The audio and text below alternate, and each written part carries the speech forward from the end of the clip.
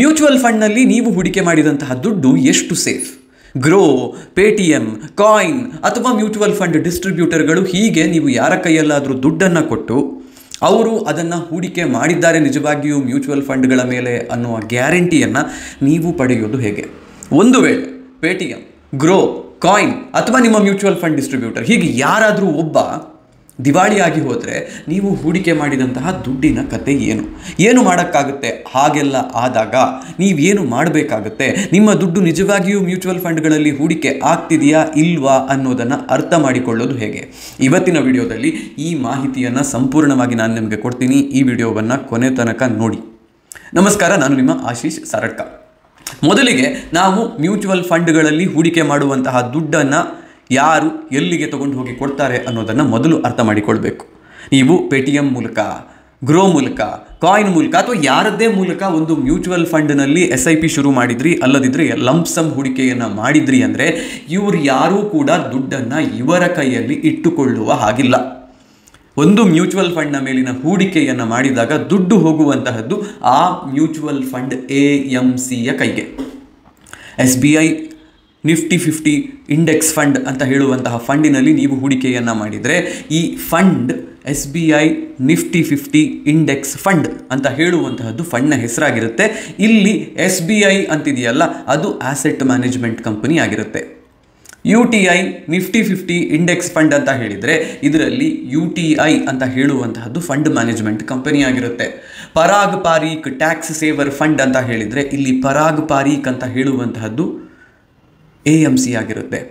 Motilal Oswal momentum 30 fund ಅಂತ ಹೇಳಿದರೆ ಇಲ್ಲಿ ಮೋತಿಲಾಲ್ ಓಸ್ವಾಲ್ ಅಂತ ಹೇಳುವಂತಹದ್ದು ಆ ಮ್ಯೂಚುವಲ್ ಫಂಡ್ ಕಂಪನಿ ಅಥವಾ AMC ಆಗಿರುತ್ತೆ. ಸೊ ಇವರ ಕೈಗೆ ನೀವು ಮ್ಯೂಚುವಲ್ ಫಂಡ್ ಹೂಡಿಕೆಯನ್ನು ಮಾಡಿದಾಗ ದುಡ್ಡನ್ನು ನೀವು ಹೂಡಿಕೆ ಮಾಡುವಂತಹ ಆ್ಯಪ್ ನಂಬರ್ ಕೊಡಬೇಕಾಗುತ್ತೆ. ಹೀಗೆ ಕೊಟ್ಟಂತಹ ದುಡ್ಡಿಗೆ ಅವರು ನಿಮಗೆ ಮ್ಯೂಚುವಲ್ ಫಂಡ್ ಯೂನಿಟ್ಸ್ ಅಂತ ಹೇಳುವುದನ್ನು ಕೊಡ್ತಾರೆ. ಅದರ ಜೊತೆಗೆ ಈ ಮ್ಯೂಚುವಲ್ ಫಂಡ್ ಯೂನಿಟ್ ಕೊಡೋದಕ್ಕಿಂತ ಮುಂಚೆ ನಿಮಗೊಂದು ಫೋಲಿಯೋ ಅಂತ ಹೇಳುವಂತಹದ್ದು ಅಸೈನ್ ಆಗುತ್ತೆ. ಈ ಫೋಲಿಯೋದಲ್ಲೇ ನಿಮಗೆ ಮ್ಯೂಚುವಲ್ ಫಂಡ್ ಯೂನಿಟ್ಗಳು ಅಕ್ಯುಮಿಲೇಟ್ ಆಗಿಕೊಂಡು ಹೋಗುವಂತಹದ್ದು. ಕಾಂಪ್ಲಿಕೇಟೆಡ್ ಅಂತ ಅನಿಸ್ತಾ ಇದೆಯಾ? ತಲೆ ಬಿಸಿ ಮಾಡಿಕೊಳ್ಬೇಡಿ, ನೇರವಾಗಿ ದುಡ್ಡಿನ ವಿಷಯಕ್ಕೆ ಬರೋಣ. I will explain all the things that is required to be known. ಈಗ ಇಲ್ಲಿ ದುಡ್ಡು ಹಾಕಿದ್ದೀನಿ ಅನ್ನೋದು ನನಗೆ ಗೊತ್ತಿದೆ, but is it actually there ಅಂತ ಹೇಳುವಂತಹ ಪ್ರಶ್ನೆ ಪ್ರತಿಯೊಬ್ಬರಲ್ಲೂ ಮೂಡುವಂತಹದ್ದು ಸಹಜ. ಈ ಪ್ರಶ್ನೆಯನ್ನು AMFI association of mutual funds in ಇಂಡಿಯಾದವರ ಬಳಿಯಲ್ಲಿ ಕೇಳಿದಾಗ ಅವರು ಹೇಳುವಂತಹ ಉತ್ತರ ಏನು? ಆ ಉತ್ತರವನ್ನು ನಾವು ನೋಡಿಕೊಂಡು ಹೋದಾಗ ನಮಗೆ ಗೊತ್ತಾಗುವಂತಹದ್ದೇನು ಎಲ್ಲವನ್ನ ವಿಡಿಯೋದಲ್ಲಿ ನೋಡೋಣ. ಅದಕ್ಕೆ ನಾನು ಸ್ಕ್ರೀನ್ ಶೇರ್ ಮಾಡಬೇಕಾಗುತ್ತೆ. ಸ್ಕ್ರೀನ್ ಶೇರ್ ಮಾಡಿಕೊಂಡು ವಿಡಿಯೋವನ್ನು ಮುಂದುವರಿಸೋಣ. ಇದು association of mutual funds in India ಅಂತ ಹೇಳುವ AMFI ಅವರ ವೆಬ್ಸೈಟ್. ಈ ವೆಬ್ಸೈಟ್ನಲ್ಲಿ ನೀವು ಬಂದು ನನ್ನ ಮ್ಯೂಚುವಲ್ ಫಂಡ್ನ ಕನ್ಸಾಲಿಡೇಟೆಡ್ ಅಕೌಂಟ್ ಸ್ಟೇಟ್ಮೆಂಟ್ ಬೇಕು ಅನ್ನುವಂತಹ ಹುಡುಕಾಟವನ್ನು ಮಾಡೋದಕ್ಕೆ ಹೊರಟ್ರೆ CAS ಅಂತ ಹೇಳುವಂತಹದ್ದು ಕನ್ಸಾಲಿಡೇಟೆಡ್ ಅಕೌಂಟ್ ಸ್ಟೇಟ್ಮೆಂಟ್ ಅಂತ ಹೇಳೋದನ್ನೇ ತೋರಿಸುತ್ತೆ. ಈ ಕನ್ಸಾಲಿಡೇಟೆಡ್ ಅಕೌಂಟ್ ಸ್ಟೇಟ್ಮೆಂಟ್ ನಿಮ್ಮ ಇವತ್ತಿನ ಹೂಡಿಕೆಯ ವ್ಯಾಲ್ಯೂ ಎಷ್ಟು ಅನ್ನೋದನ್ನು ನಿಮಗೆ ತಿಳಿಸುತ್ತೆ. ಇದನ್ನು ನೋಡೋದು ಹೇಗೆ? ಇವರು ಹೇಳ್ತಿದ್ದಾರೆ ಕ್ಯಾಮ್ಸ್ ಅಂತ ಹೇಳುವಂತಹ ಒಂದು ವೆಬ್ಸೈಟ್ ಇದೆ, KFinTech ಅಂತ ಹೇಳುವಂತಹ ಇನ್ನೊಂದು ವೆಬ್ಸೈಟ್ ಇದೆ. ಈ ಎರಡು ಜಾಗದಲ್ಲಿ ಹೋಗಿ ಸ್ವಲ್ಪ ಡೀಟೇಲ್ಗಳನ್ನು ಕೊಟ್ಟಾಗ ನಿಮ್ಮ ಡೀಟೇಲ್ಸ್ ನಿಮಗೆ ಸಿಗುತ್ತೆ ಅಂತ ಹೇಳ್ತಾರೆ. ಇದರ ಜೊತೆಗೆ MF ಸೆಂಟ್ರಲ್ ಅಂದರೆ ಮ್ಯೂಚುವಲ್ ಫಂಡ್ ಸೆಂಟ್ರಲ್ ಅಂತ ಹೇಳುವಂತಹ ಒಂದು ವೆಬ್ಸೈಟನ್ನು ಕೂಡ ಪ್ರತ್ಯೇಕವಾಗಿ ಇವರು ಸೆಟಪ್ ಮಾಡಿದ್ದಾರೆ. ಇಲ್ಲಿ ನೀವು ಹೋಗಿ ನಿಮ್ಮ ಕ್ರೆಡೆನ್ಷಿಯಲ್ಸ್ ಕೊಟ್ಟು ಲಾಗಿನ್ ಆದರೆ ಅಥವಾ ಅಕೌಂಟ್ ಕ್ರಿಯೇಟ್ ಮಾಡಿ ನೋಡಿದರೆ ಆಗ ನಿಮ್ಮ ಹೆಸರಿನಲ್ಲಿ ಇರುವಂತಹ ಮ್ಯೂಚುವಲ್ ಫಂಡ್ ಯೂನಿಟ್ಸ್ ಎಷ್ಟು ಅನ್ನೋದು ನಿಮಗೆ ಸಿಗುತ್ತೆ. ಬಟ್ ಇದರಲ್ಲಿ ನನಗೆ ಅನ್ನಿಸ್ತಾ ಇರುವಂತಹ ಮತ್ತು ಕಾಣ್ತಾ ಇರುವಂತಹ ಒಂದು ದೊಡ್ಡ ಫ್ಲಾ ಏನು ಅಂತ ಹೇಳಿದರೆ, investors who have registered their email address with mutual funds can avail this facility to receive the soft copy of ECAS showing their current holding across all mutual funds in their registered email address ಅಂತ ಹೇಳ್ತಾ ಇದ್ದಾರೆ. ಇಲ್ಲಿರುವಂತಹ ಸಮಸ್ಯೆ ಏನು ಅಂತ ಹೇಳಿದರೆ, ನೀವು ಒಂದು ಇಮೇಲ್ ಅಡ್ರೆಸ್ಸನ್ನು ಬಳಕೆ ಮಾಡಿಕೊಂಡು ಮ್ಯೂಚುವಲ್ ಫಂಡ್ಗೆ ರಿಜಿಸ್ಟರ್ ಆಗಿದ್ದರೆ ಆ ಇಮೇಲ್ನಲ್ಲಿ ಇರುವಂತಹ ಎಲ್ಲ ಮ್ಯೂಚುವಲ್ ಫಂಡ್ ಯೂನಿಟ್ಸ್ ನಿಮಗೆ ಕಾಣುತ್ತೆ. ಬಟ್ ನಾನು ನಿಮಗೀಗ ತೋರಿಸ್ತೀನಿ. ಕ್ಯಾಮ್ಸ್ ಆನ್ಲೈನ್ ಅಂತ ಹೇಳುವಂತಹ ಈ ವೆಬ್ಸೈಟ್ಗೆ ನೀವು ಹೋದರೆ ಇವರು ನಿಮ್ಮ ಪಾನ್ ಕಾರ್ಡ್ ಡೀಟೇಲ್ಗಳನ್ನು ಕೂಡ ಕೇಳ್ತಿದ್ದಾರೆ. ಪಾನ್ ಕಾರ್ಡ್ ಡೀಟೇಲನ್ನು ಕೇಳುವಾಗ ಪಾನ್ ಕಾರ್ಡನ್ನು ಪ್ರೈಮರಿ ಕೀಯಾಗಿ ಬಳಕೆ ಮಾಡಿಕೊಂಡು ನಿಮಗೆ ಬೇಕಾದಂತಹ ಮ್ಯೂಚುವಲ್ ಫಂಡ್ ಯೂನಿಟ್ಗಳು ಎಷ್ಟಿದ್ದಾವೆ ಅನ್ನೋದನ್ನೆಲ್ಲ ತೋರಿಸಬಹುದಾಗಿತ್ತು ಇವರಿಗೆ. But for some reason they are using email ID as the primary key which is not right.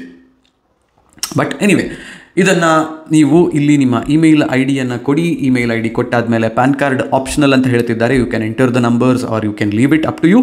ಪಾಸ್ವರ್ಡನ್ನು ನೀವು ಎಂಟರ್ ಮಾಡಬೇಕಾಗುತ್ತೆ. ನಾನೀಗ ಬಂದಿರುವಂತಹದ್ದು ಕ್ಯಾಂಪ್ಸ್ ಆನ್ಲೈನ್ ಅಂತ ಹೇಳುವಂತಹ ವೆಬ್ಸೈಟ್ಗೆ ಮತ್ತೊಮ್ಮೆ ನಾನು ನಿಮ್ಗೆ ಇದನ್ನು ಹೇಳ್ತಿರೋದು so that you don't miss it. ಇದನ್ನು ನೀವು ಎಂಟರ್ ಮಾಡಿದ ಮೇಲೆ ಇಲ್ಲಿ with zero balance folios or without zero balance folios ಅಂತ ಕೇಳ್ತಿದ್ದಾರೆ. ಝೀರೋ ಬ್ಯಾಲೆನ್ಸ್ ಫೋಲಿಯೋಸ್ ಅಂತಂದರೆ ಇನ್ನೂ ಯಾವುದೇ ರೀತಿಯ ಇನ್ವೆಸ್ಟ್ಮೆಂಟ್ ಆಗದೇ ಇರುವಂತಹ ಅಥವಾ ನೀವು ಎಲ್ಲ ಯೂನಿಟ್ಸನ್ನು ವಿಡ್ರಾ ಮಾಡಿರುವಂತಹ ಫೋಲಿಯೋಗಳು ಕೂಡ ಇಲ್ಲಿ ಇನ್ಕ್ಲೂಡೆಡ್ ಆಗಿರ್ತವೆ. ನಿಮ್ಮ ಇಮೇಲ್ ಐ ಡಿಯನ್ನು ಇಲ್ಲಿ ಕೊಡಿ, ಪಾಸ್ವರ್ಡ್ ಕೊಡಿ. ಈ ಪಾಸ್ವರ್ಡ್ ಇಂಪಾರ್ಟೆಂಟ್ ಆಗಿರುತ್ತೆ, ಯಾಕಂದರೆ ಕ್ಯಾಂಪ್ಸ್ ಆನ್ಲೈನ್ನವರು ಈ ಇಮೇಲ್ ಐ ಡಿ ನೀವಿಲ್ಲಿ ಎಂಟರ್ ಮಾಡಿರುವಂತಹ ಇಮೇಲ್ ಐ ಡಿಗೆ ನಿಮ್ಮ CAS ಕನ್ಸಾಲಿಡೇಟೆಡ್ ಅಕೌಂಟ್ ಸ್ಟೇಟ್ಮೆಂಟನ್ನು ಮೇಲ್ ಮಾಡ್ತಾರೆ. ಅದು ಒಂದು ಪಾಸ್ವರ್ಡ್ ಪ್ರೊಟೆಕ್ಟೆಡ್ ಫೈಲ್ ಆಗಿರುತ್ತೆ. ಅದನ್ನು ಓಪನ್ ಮಾಡೋದಕ್ಕೆ ನೀವು ಇಲ್ಲಿ ಕೊಟ್ಟಿರುವಂತಹ ಮೇಲ್ ಐ ಡಿಯನ್ನೇ ಕೊಡಬೇಕಾಗುತ್ತೆ.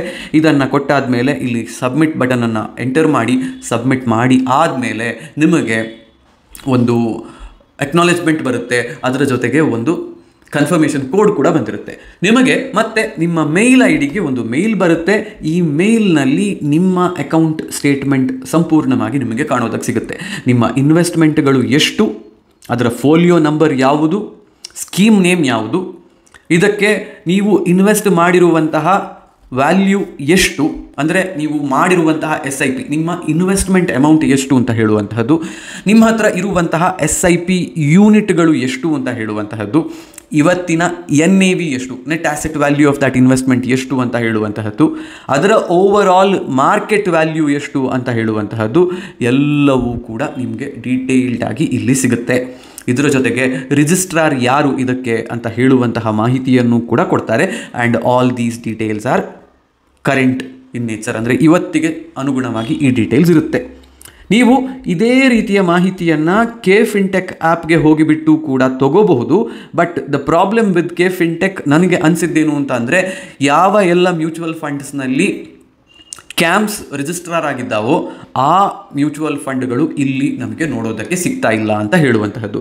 ಇಲ್ಲೂ ಕೂಡ ನೀವು ನಿಮ್ಮ ಇಮೇಲ್ ಐ ಡಿಯನ್ನು ಎಂಟರ್ ಮಾಡಿಬಿಟ್ಟು PAN card details that is again optional ಅಂತ ಕೊಟ್ಬಿಟ್ಟು ನಿಮ್ಮ ಪಾಸ್ವರ್ಡ್ ಮತ್ತು ಅದನ್ನು ರೀಎಂಟರ್ ಮಾಡಿದರೆ ನಿಮಗೆ ಒಂದು ಮೇಲ್ ಬರುತ್ತೆ. ಅಲ್ಲಿ ನಿಮಗೆ ಆ ಮೇಲನ್ನು ಓಪನ್ ಮಾಡಿದಾಗ ನಿಮ್ಮ ಹೆಸರಿನಲ್ಲಿ ಇರುವಂತಹ ಮ್ಯೂಚುವಲ್ ಫಂಡ್ ಯೂನಿಟ್ಸ್ ಯಾವುದು ಅನ್ನೋದು ನೋಡೋದಕ್ಕೆ ಸಿಗುತ್ತೆ. ಮ್ಯೂಚುವಲ್ ಫಂಡ್ ಸೆಂಟ್ರಲ್ ಇದು KFinTechನವರದ್ದೇ ಪ್ಲ್ಯಾಟ್ಫಾರ್ಮ್. ಇಲ್ಲೂ ಕೂಡ ನಿಮಗೆ ಅದೇ ರೀತಿಯ ಸೌಲಭ್ಯ ಸಿಗುತ್ತೆ. But I did not find it that helpful. ನನ್ನ ಆಯ್ಕೆ ಇಲ್ಲಿರುವಂತಹದ್ರಲ್ಲಿ ಮೊದಲನೆಯದು ಕ್ಯಾಂಪ್ಸ್ನ ವೆಬ್ಸೈಟ್. ಇಲ್ಲಿ ಹೋಗಿ ನೀವು ನಿಮ್ಮ ಇಮೇಲ್ ಐ ಡಿಯನ್ನು ಕೊಟ್ಟು, ನಿಮ್ಮ ಪಾನ್ ಕಾರ್ಡ್ ಡೀಟೇಲ್ಸನ್ನು ಕೊಟ್ಟು, ನಿಮ್ಮ ಒಂದು ಪಾಸ್ವರ್ಡನ್ನು ಕೊಟ್ಟರೆ ನಿಮ್ಮ ಹೆಸರಿನಲ್ಲಿ ಇರುವಂತಹ ಮ್ಯೂಚುವಲ್ ಫಂಡ್ ಯೂನಿಟ್ಗಳು ಯಾವುದು, ಎಷ್ಟು ಅಂತ ಹೇಳುವಂತಹ ಎಲ್ಲ ಮಾಹಿತಿ ನಿಮಗೆ ಸಿಗುತ್ತೆ. ಇದನ್ನು ಬಳಕೆ ಮಾಡಿಕೊಂಡು ನೀವು ಹೂಡಿಕೆ ಮಾಡಿದಂತಹ ದುಡ್ಡು ಮ್ಯೂಚುವಲ್ ಫಂಡ್ ಕೈಗೆ ಹೋಗ್ತಿದೆಯಾ ಇಲ್ವಾ ಅನ್ನೋದನ್ನು ನೀವು ನೋಡೋದಕ್ಕೆ ಬಳಕೆ ಮಾಡಬಹುದು. ಒಂದು ಸರ್ತಿ ದುಡ್ಡು ಮ್ಯೂಚುವಲ್ ಫಂಡ್ ಹೌಸ್ನ ಕೈಗೆ ಹೋದ್ಮೇಲೆ ಅದನ್ನು ಅವರು ಹೇಗೆ ಹೂಡಿಕೆ ಮಾಡ್ತಾರೆ, ಆ ಹೂಡಿಕೆ ಮಾಡೋದ್ರಿಂದ ಬರುವಂತಹ ಲಾಭ ನಷ್ಟ ಇದೆರಡೂ ಕೂಡ ನನ್ನ ಅಥವಾ ನಿಮ್ಮ ಕಂಟ್ರೋಲ್ನಲ್ಲಿ ಇರೋದಿಲ್ಲ. ಇದಿಷ್ಟು ಇರುವಂತಹದ್ದು ನೀವು ಹೂಡಿಕೆ ಮಾಡೋದಕ್ಕೆ ಬಳಕೆ ಮಾಡ್ತಿರುವಂತಹ ಆ್ಯಪ್ಗಳು ದಿವಾಳಿ ಆದರೂ ಕೂಡ ನಿಮ್ಮ ದುಡ್ಡು ಎಲ್ಲೂ ಹೋಗೋದಿಲ್ಲ. ಅದು ಆಲ್ರೆಡಿ ಫಂಡ್ ಹೌಸಸ್ ಕೈಯಲ್ಲಿರುತ್ತೆ ಅನ್ನೋದನ್ನು ತೋರಿಸೋದಕ್ಕೆ ಉಪಯೋಗ ಮಾಡಿರುವಂತಹದ್ದು. ಇವತ್ತಿನ ವಿಡಿಯೋದಲ್ಲಿ ಇಷ್ಟೇ ಮಾಹಿತಿ ಇರುವಂತಹದ್ದು. ಈ ಮಾಹಿತಿ ನಿಮಗೆ ಯೂಸ್ಫುಲ್ ಆಗಿತ್ತು ಅನ್ನುವಂತಹ ಆಲೋಚನೆ ನನ್ನದು. ಈ ವಿಡಿಯೋವನ್ನು ಇಲ್ಲಿಗೆ ಮುಗಿಸ್ತೀನಿ. ಹೋಗಿ ಬರ್ತೀನಿ. ನಾನು ನಿಮ್ಮ ಆಶೀಶ್ ಸರಟ್ಟ.